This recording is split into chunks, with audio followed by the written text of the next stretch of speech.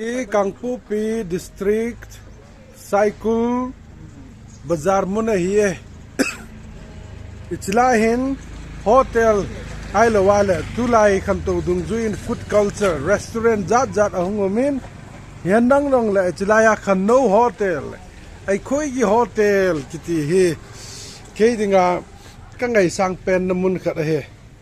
India gamsung muntin kalhain England sunga kagawa lenan jong hitabanga puri sabji tui namun hi kain khwa ka tu kha lo lai hin chi koidang ai pon pusa to kanulam nu he chin amani la cha te ho changin asata puri sim namun hin silai mun he mun chom choma ko na hong hon cycle nan jo tengula na lut lo la na ki si de wa hi chi athu pina chu puri sabji atui dan keu he pon ko hele mendaling iti mandolin ai lo wala tulaya to agit choi pa pusat hen seidan hen man darling atitan pasal ho ai lo la mi pa ho pasal dinga adong manu tin a heido tan hi chi selang da he ama atum them le zingen to hi ama hin hotela hunglu ji ho thamon na dinga hi lo wala ki pa sa na dinga chu man na thei khap ka ma skill nation suna bol ji hin cha hi la khat en sai pi di hin lamin chui pi hi di hamo no sangjeng mai tan kalum se hoi nu mo di heno sang mai tan sangjeng mai tan kalum se hoi nu mo di kalung se hoi nu mo di la di anangai tau hi te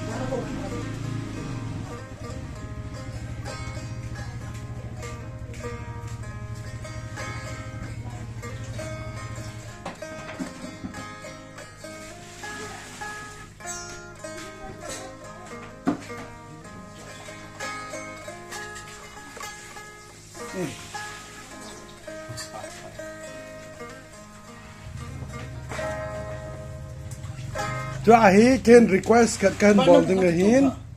ichi kan request ding hi chung thang van zola tila hi en play pi di wa hin ichi a heka zo se lunghal te di kata sanin ke jing jong kan neu lion loi kan tam nei ji ben loi ka ching jin isang a len ho loi to loi chingai chi ting le thing chung dunga mandolin ho asai ji ho chu kalung mi lana langin lunghal jong amin lunghal he thim mi ho dinga agin mai na zaw jong la na lunghal diu ka ta san ne he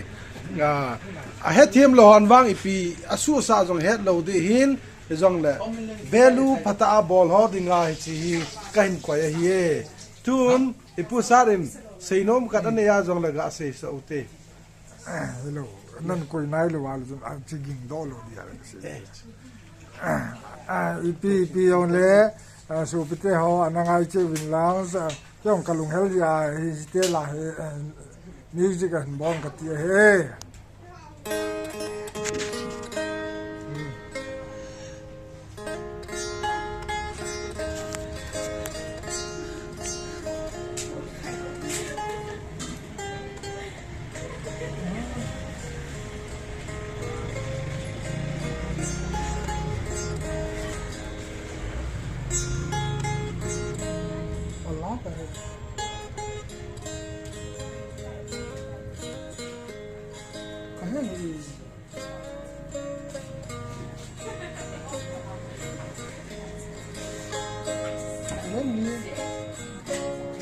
Ling.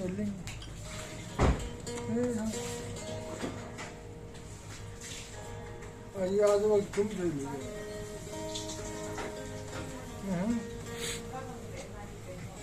ichi hi zangli bo hin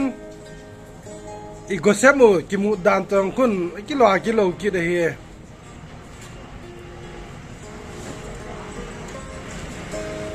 a si hung ba te on de lan na in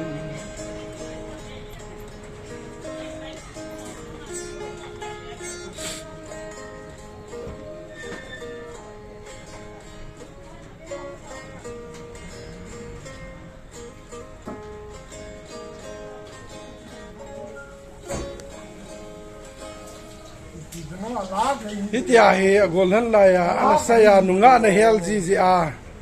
an ki hel do hin tun jong puri kan khom jing lonin kingai luta nu pa va tan them ta lone dam sel honen on hangon puri hung leven hun zo ne lai khoi hop der ta